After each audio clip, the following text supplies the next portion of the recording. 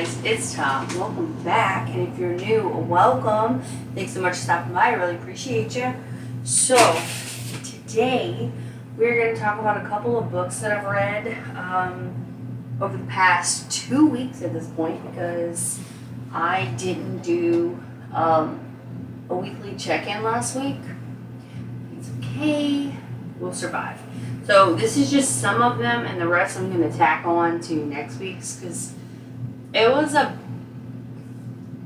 lot to sit here and talk about. So that's just what I'm going to do. Instead of doing 11, we're going to do 1, 2, 3, 4, 5, 6 of them, 7 of them, something like that. Anyway, so let's just jump into them because we have so many. So the first one we have right here is Someone We Know by Sherry Lapino. I'm not sure how you say it.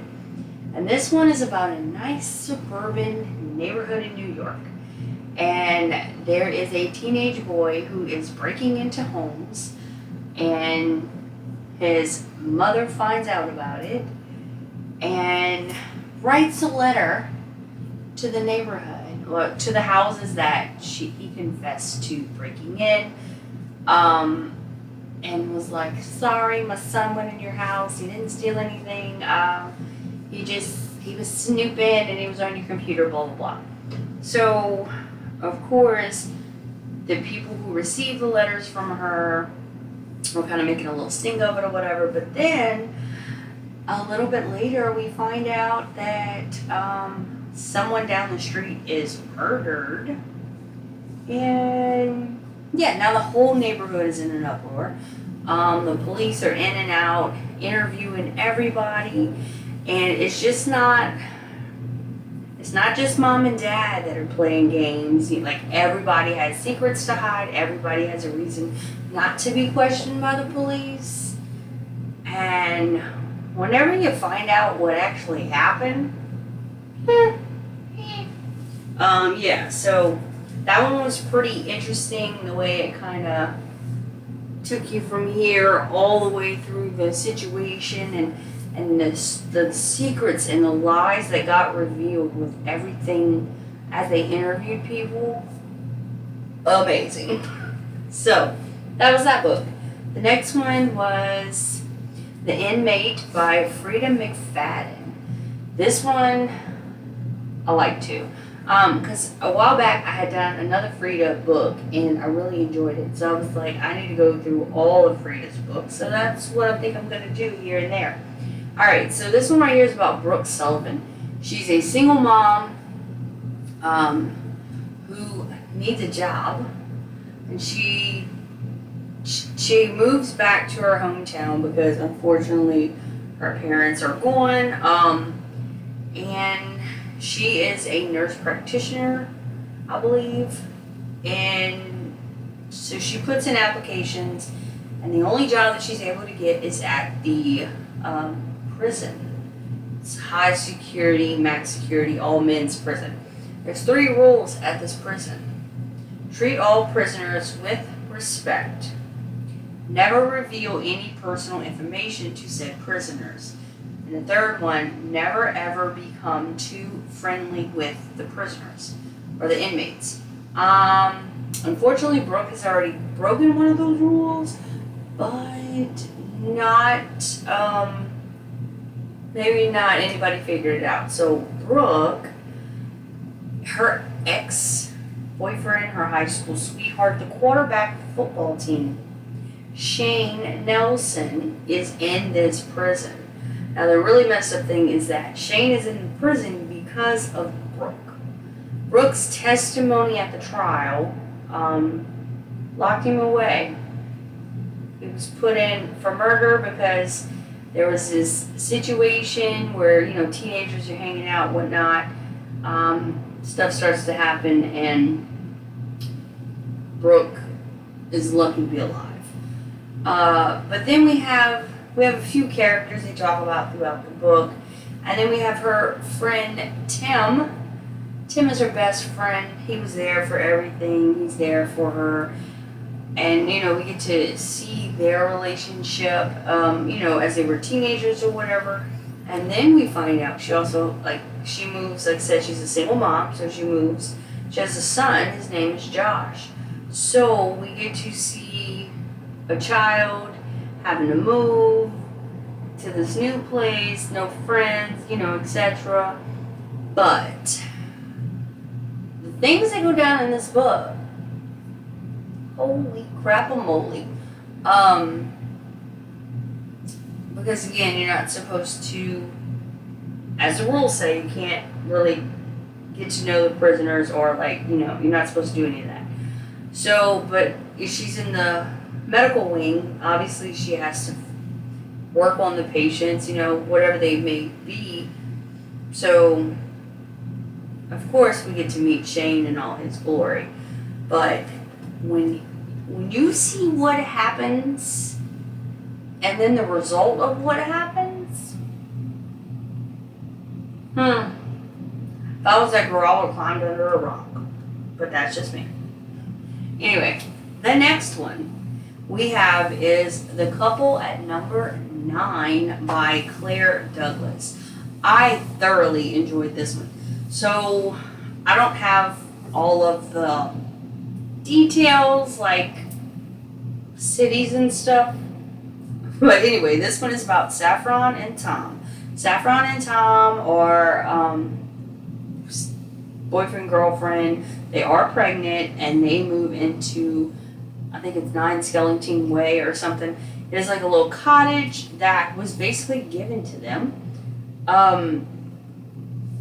And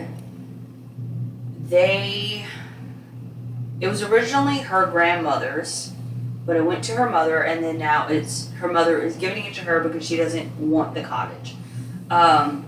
So they decide it's small, so they're going to add on to it by busting up the garden and putting the kitchen out further and, just make it nicer for them they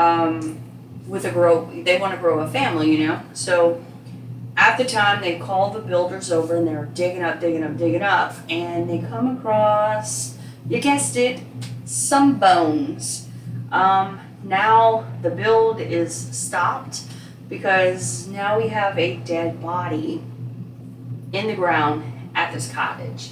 So they have to do, all the police stuff and figure out how old these bones are, etc. So we find out that they are also interviewing everyone that lived in this cottage, and that would include Saffron's grandmother, Rose. Now, Rose is in a assisted, living old folks home, whatever you want to call it. She has Alzheimer's, dementia, and they have to interview her because she did live there.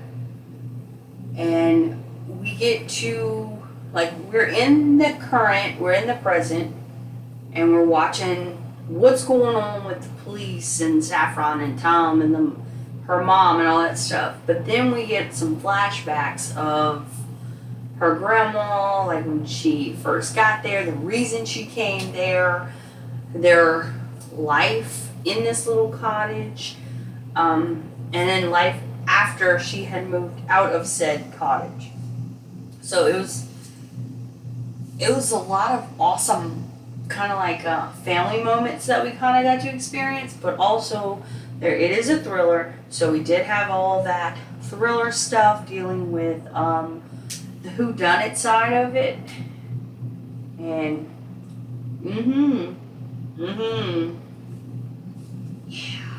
yeah, that one right there. Whew. I read that one in a day. That's how good it was. I had to know what the police were finding, how it related. I needed to know. So good. Kept you on your toes. All right, and this one right here, this next one, I'm not sure. I guess it would just be general fiction or chick lit. I don't know. Anyway, so this one is called The Girl I Was, and it's by Geneva Rose. Now, I love me some Geneva Rose. So I had to read this one. And this one is about Alex Spencer. She just lost her job. Her boyfriend just left her. She has college financial debt. Like, since the day she left college, I don't think she's paid any of it. Her closest friends are like, or at a distance, like people she used to be really close with. She doesn't even speak to them really. And she's all about life mottos and, if it hasn't ended well, it means it's not the end yet, and all this other stuff, right? So she blames the world and her 18-year-old self for not doing well enough. Like, her 18-year-old self could have done a hell of a lot better, is basically what she's saying. So she goes on this like alcohol bender. Next thing you know, she's reminiscing through a box from college. Something falls. Next thing you know, we're in 2002. We wake up in 2002. She is at some random house with dudes and whatnot, and she has no clue. And she's talking about stuff that is current, because I think the book was written in like 2020 or something. So very current, like Black Eyed Peas, iPhones, MacBooks, like a lot of current stuff. And she says some of these things, and they all look at her like, what? Because she doesn't know when she first gets there that it's 2002. It takes her a little while to figure it out. So once she figures it out, she has to track down herself.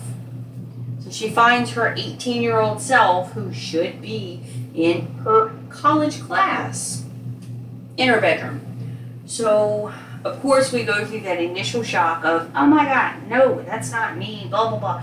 But the humor between her younger self and her current self, it's hilarious. The way they banter back and forth, and like body image and all this stuff, like how you saw yourself when you were younger, and you're like, you're always like, oh, I'm so fat, I'm so fat.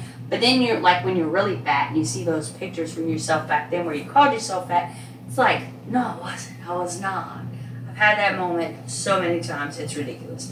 But anyway, so she's with herself in 2002, and they have to figure a way to send her back to her current time. Now, the only problem is they have nowhere to start. They have no idea what to do. She really doesn't like her younger self. I'm telling y'all, it's hilarious. I